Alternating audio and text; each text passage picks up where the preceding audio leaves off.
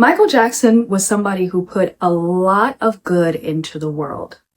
But unfortunately, the energy he put forth wasn't always what he got back and what he deserved, especially in times when he needed it the most. Today, we're going to be talking about a group of individuals who betrayed Michael in one of the worst ways imaginable. The Neverland Five. Now, for those who don't know, the Neverland Five were a group of Michael's former employees that decided to sue him for wrongful termination during the course of the 1993 allegation. Now, on the surface, it might look like they only sued him for quote-unquote wrongful termination, but this goes much deeper than that, and it's way more sinister. Upon being countersued by Michael, it was eventually revealed that all of these individuals had taken a part in slandering his name by selling fake stories to the media. Stories that included alluding to him being a child abuser. In fact, during these court proceedings, it was actually revealed and proven that some of these individuals had actually even stolen from Michael. The short story is, Michael was successful in winning his countersuit against these former employees. But how it was reported in the media was something along the lines of like, oh, Michael Jackson wins his countersuit against these former employees for wrongful termination, and nothing else was ever really mentioned. In fact, in recent years, some of these employees have continued being interviewed by the media. And strangely enough, their past ways of stealing and deception just never seems to actually get addressed. So we're going to tell that story. Now, what we're going to do is we're going to introduce each one by one, and then we're going to bring it all together. So stick with us. Because of how extensive these lies are and the depth of lies, the web of lies, so to speak, when it comes to these individuals are, we're going to have to break this into two separate parts. We'll start with Michael's former security guard, Kasim Abdul, who was the first of the five to make any sort of accusation about Michael. Now, what you're going to see here is a pattern where every single one of these people who said they saw something or witnessed something, strangely enough, never ever went to the police or reported it to anybody.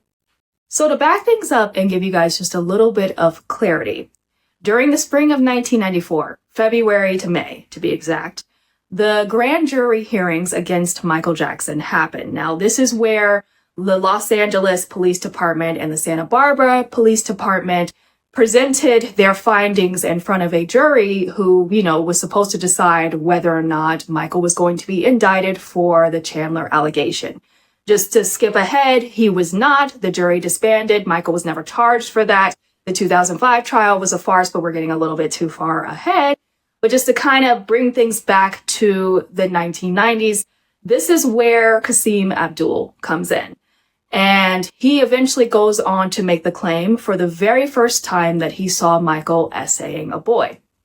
Once again, he had never reported this to anybody, had never gone to the authorities, had never gone to the police, most important. This was just something that he had supposedly kept to himself. And so while he was coming in to testify, it's here where he encounters his former coworker, Ralph Shakan. Now, Ralph is another member of the Neverland Five. So this is the first time that these two are seeing each other in X amount of weeks, months, however long it had been. So they're here, they're meeting up, and according to them, this is the first time they are ever talking about what they saw Michael do at Neverland, despite the fact that they were very close. They worked together closely and knew each other for a long time. So this is very odd. Adding to that, Abdul had previously signed a statement at the beginning of January 1994 saying that he had never witnessed any kind of impropriety on Michael's end. So you have to wonder what changed between that January and March 1994 period, and we're going to get to that in a little bit. Now, Shakan is a little more documented than Abdul because he was actually deposed by Tom Sneddon and Detective Russ Burcham. Now, similar to Abdul, though, he, strangely enough, did not have anything to ever say about these things that he witnessed beforehand. He never reported it to anybody. He never said anything to anybody. So this is a pattern that we have literally seen with quite everybody that has accused Michael in some form. The most maddening thing about the Neverland Five is that we wouldn't learn the extent of their transgressions and some of the things that were going on behind the scenes with them until Michael's 2005 trial, when they were cross-examined by Tom Mesereau. So one of those things that ended up coming out against Shay Khan when he was called in to testify was that he actually, in 1993, 1994, when he was deposed, asked Tom Sneddon and Russ Burcham for money to relocate with his wife to a new area and a gun permit. Now, this immediately struck us as being a little bit strange because we've never really heard of something like that before. So we decided to do a little bit of investigative research into how things work in terms of the prosecution potentially compensating a witness. So this is kind of how it goes down according to certain legal websites. When a witness is called in, it is common for them to maybe receive compensation for having to miss work, having to fly in, having to book a hotel, meals, etc., etc. That is perfectly normal for that to be paid for. But what's not normal is money to relocate to a new area and money for a gun permit. Because those two things specifically do not fit into the standard realm of what a witness would be compensated for or reimbursed for, this is actually a violation of Section 201 of Title 18 of the United States Code, which states that investigators, prosecutors, etc. cannot give direct or indirect offers for a witness's testimony. That's something that kind of steers towards the illegal bribing direction, and that's probably why Shay Khan decided to not remember it when he was cross-examined in 2005, and so there was kind of this back and forth. You could see it behind me with him and Mesereau, where Mesereau kind of has to be like, yeah, this happened, you did it, and Shay Khan has to cop to it.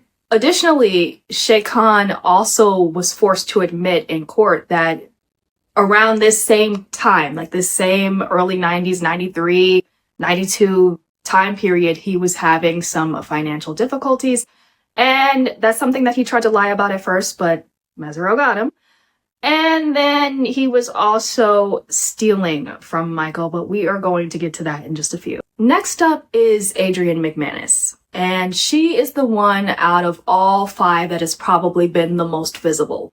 She's given the most interviews, she's had the most public appearances, and so in that way, it's not that hard to discredit or debunk her, because she naturally ends up contradicting herself. And it's like the stories just keep going on and they get more ridiculous with time, which is why it's just very hard for us to understand why some of these media publications keep interviewing her. But you know what? We'll keep going on. We're seeing the pattern continue here because with McManus, in December 1993, she not only testified under oath that she had never seen Michael be improper with a child in any kind of way, but she also said that she would have no problem leaving her son alone with Michael. So these are the things that she said under oath in December 1993. Then she suddenly switched up. And if you're wondering why the switch up happened, it's because she is the one that has been able to make the most profit from selling salacious stories about Michael. Now, this actually started with her selling fake stories about Michael and Lisa Marie Presley when they were married.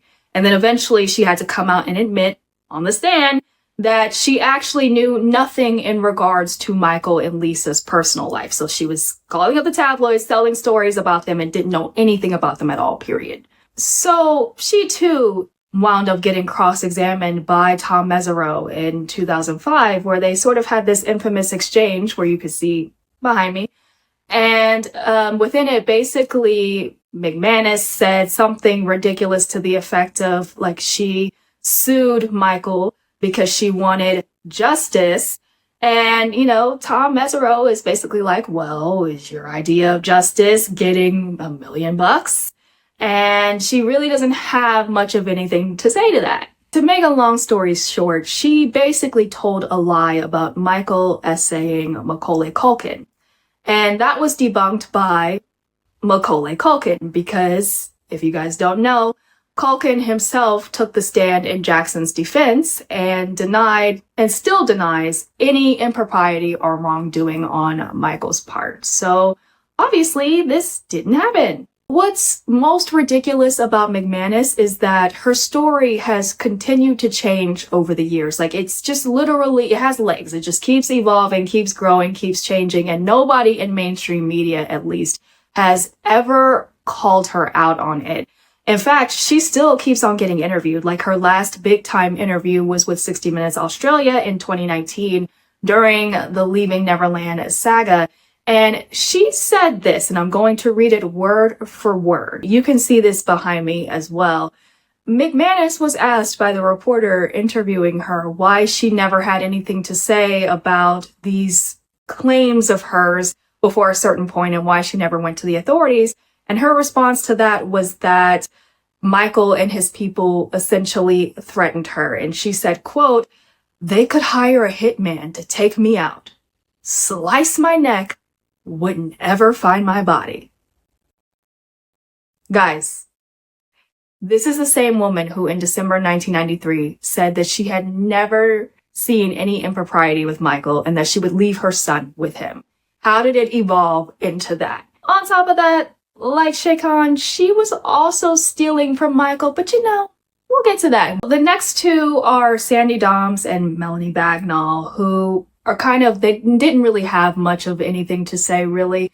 Doms just gave an interview with CBS Inside Edition in the 1990s where she said a bunch of irrelevant stuff about Michael and Lisa Marie's relationship that just really wasn't true when you look at the grand scheme of things, because it's like, it doesn't make sense what you're saying. And you can actually see what she was saying behind me.